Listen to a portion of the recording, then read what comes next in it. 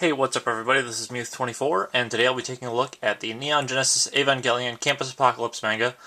This is a spin-off of the larger Evangelion franchise, and for those who maybe aren't familiar with the end of the original series, there's some things in the last few episodes that imply that there might be other universes within the Evangelion story. I don't know if that was really their intent with the end of the series when they made it that way, but I think they kind of figured after it happened, they're like, hey, we can open up a bunch of different opportunities for storytelling and merchandising and whatnot. So that's the origin of like the Girlfriend of Steel / Iron Maiden video game and the Shinji Ikari Racing Project manga, and then obviously Campus Apocalypse.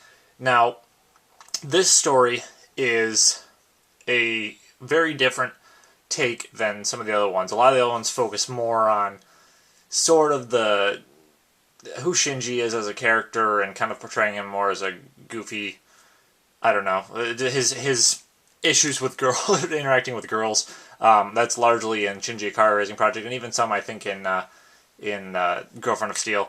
But this one, it's more about all of the four main characters. I mean, Shinji's important, obviously, but the other three main characters are important, and those are Rei, Asuka, and Kaoru. It's also kind of a darker take on Evangelion, which, I mean, isn't to say that Evangelion's a light and happy story anyways, but it's definitely more in keeping with the later episodes of Evangelion, some of End of Evangelion as well, but not quite that dark.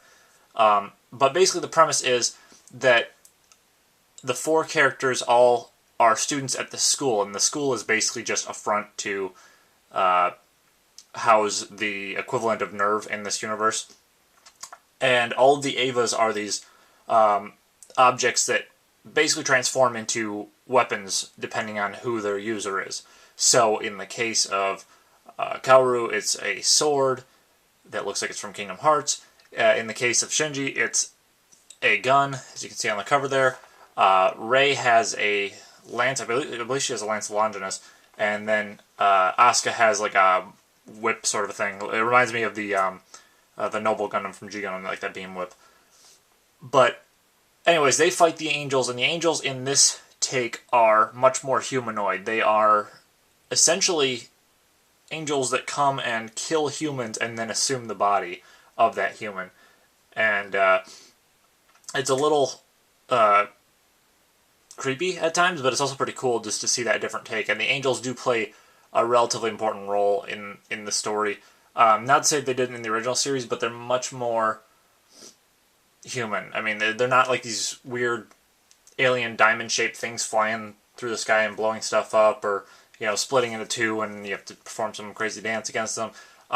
It's not like that so much. So they are a little bit more lethal because they can blend in with the humans. So I'm just going to go through all the cover art here for each volume. So for the first volume, you've got Shinji and Kaoru, and then on the side, actually, you've got all of the four main characters. So Volume 1. Volume 2, we have Rei with the Lance of Longinus, and then Shinji. Volume 3, we have Asuka and Shinji. And then for Volume 4, we have the entire cast. So, I'm just going to stick that one there, I guess. Get rid of the glare if I can.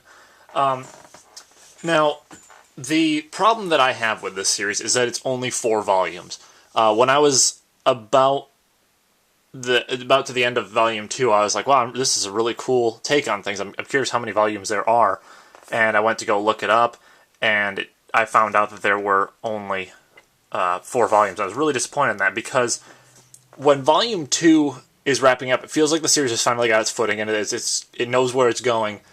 And then as Volume 3 progresses, it starts to focus on a specific part of the story with Aruiel, sort of inside this computer game.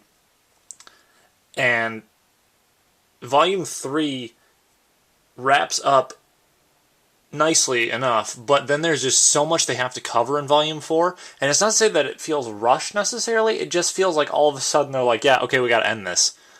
And I really didn't like that. I felt like they could have at least doubled the number of volumes they have for this to better develop the angels, because frankly, they're just a bunch of faces with names.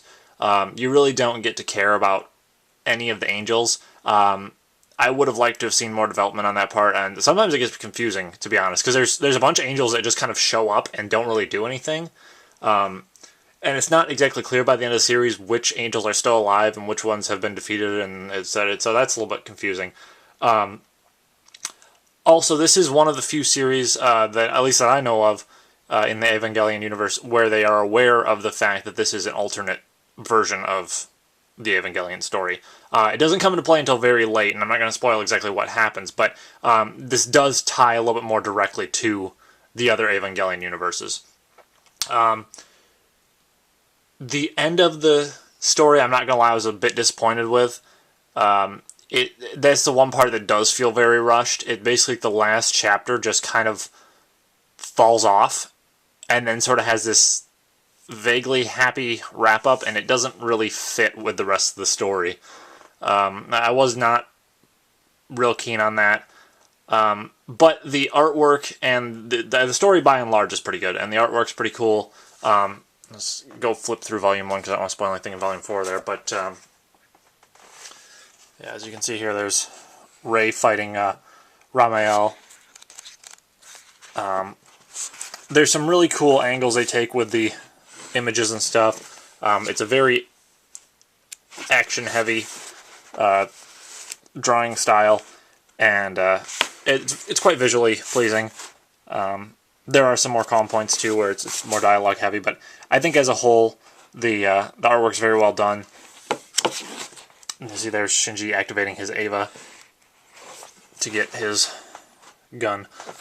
But yeah, as far as the Evangelion spin-offs that I'm familiar with, this is probably my favorite, even though it is shorter than I'd like it to be, and the ending's not real great, but yeah, but I think this is probably my favorite of those spin-offs, unless you can count the Rebuild films. I don't know if those actually count as spin-offs or if they're a sequel to...